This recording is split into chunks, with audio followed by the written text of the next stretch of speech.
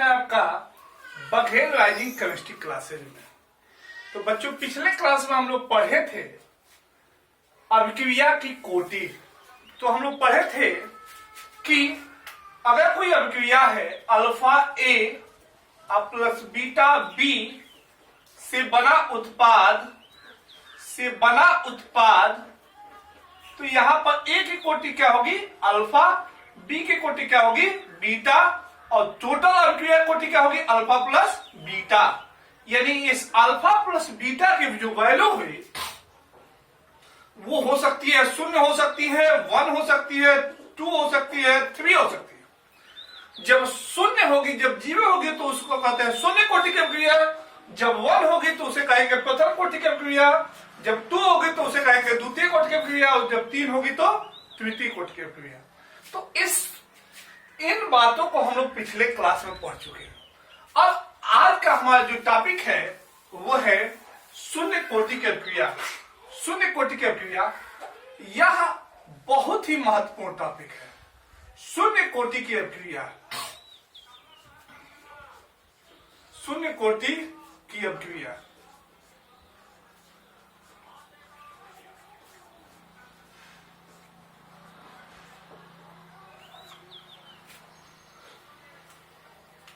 Zero order reaction, zero order reaction,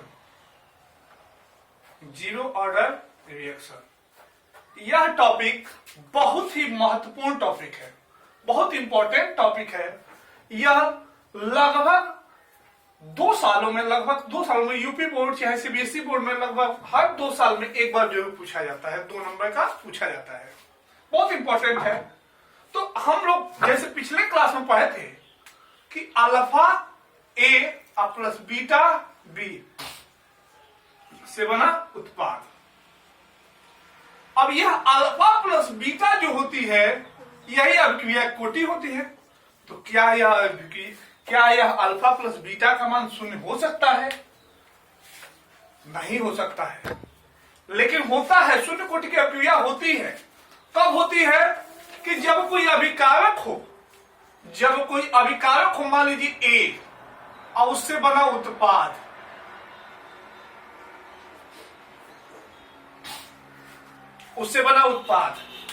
अब यहां पर ए जो है इसके पहले 1 है तो यानी यह प्रथम कोटि की। लेकिन शून्य कब होती है? कि जब अभिक्रिया की दर यह जो अभिकारक है उसकी सांद्रता पर निर्भर न हो तो उस प्रकार की अभिक्रिया क्या कहलाती है? शून्य कोटि की अभिक्रिया। यानी इसका परफेक्ट डिफिनीशन होता है कि जब अभिक्रिया की दर अभिकारक की सांद्रता पर निर्भर न हो तो उस प्रकार की अभिक्रिया क्या कहलाती है? शून्य कोटि की अभिक्रिया। यानी जब rate of reaction initial concentration of reactant पर डिपेंड न हो तो उस टाइप का रिएक्शन कहलाता है शून्य कोटि की अभिक्रिया। यानी जब अभिक्रिया, इसका परफेक्ट डिफिनीशन क्या हुआ कि जब अभिक्रिया की दर अभिकारक की सांद्रता पर निर्भर न हो तो उस प्रकार की अभिक्रिया क्या कहलाती है? शून्य कोटि की अभिक्रिया। अब मान लिया गया कि कोई ए अभिकारक है और उससे बना उत्पाद। अब हम लोग इसका मैथमेटिकल फॉर्म पढ़ते हैं शून्य कोटि की, बहुत इंपॉर्टेंट आता है, हमेशा पूछता है एग्जाम में कि शून्य कोटि की अभिक्रिया का वेग स्थिरांक निकालिए। तो ए कोई अभिकारक है उससे बना उत्पाद, तो अभिक्रिया की दर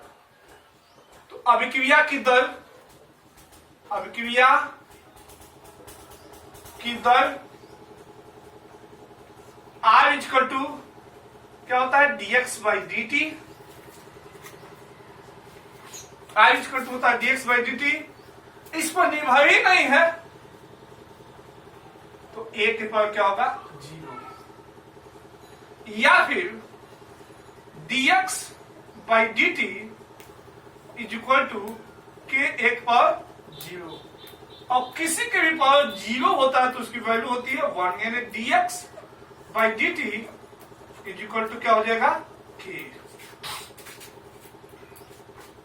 या फिर लिख सकते हैं dx is equal to k dt। समीकरण, इसको मान लेंगे समीकरण फर्स्ट। समीकरण एक के दोनों पक्षों का, समीकरण एक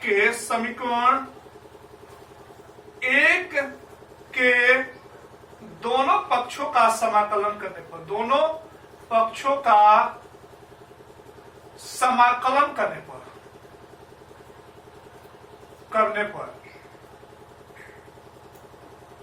अगर इसका समाकलन किया जाए तो समाकलन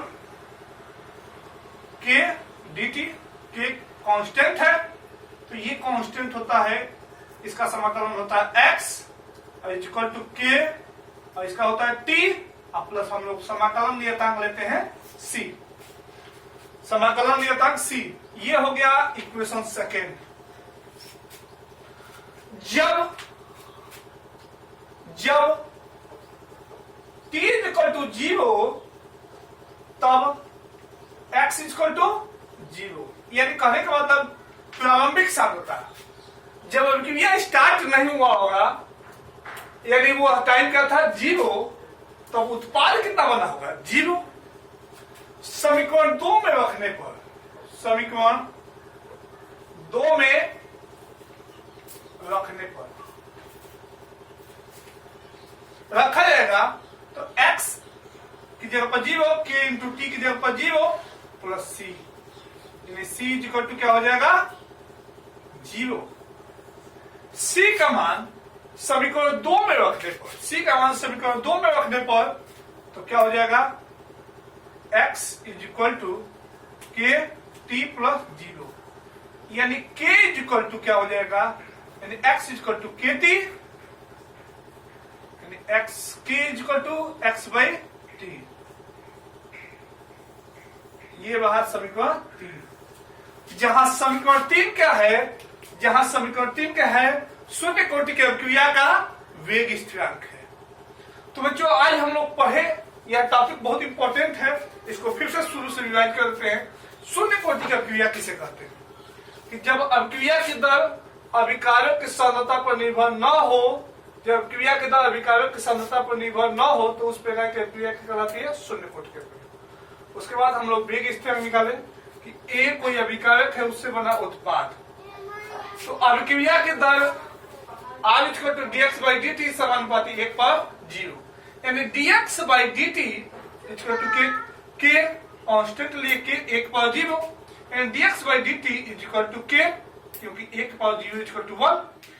अब इसको इधर पक्षांतर कर दिए हैं तो dx इक्वल टू क्या हो गया k dt।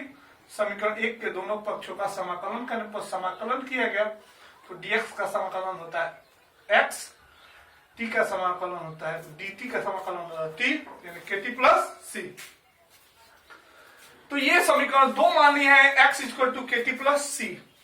c का मान समीकरण 2 में रखने पर, c का मान जब t इक्वल टू 0 तब x इक्वल टू 0 समीकरण 2 में रखने पर, तो यहां से वैल्यू c क्या है 0।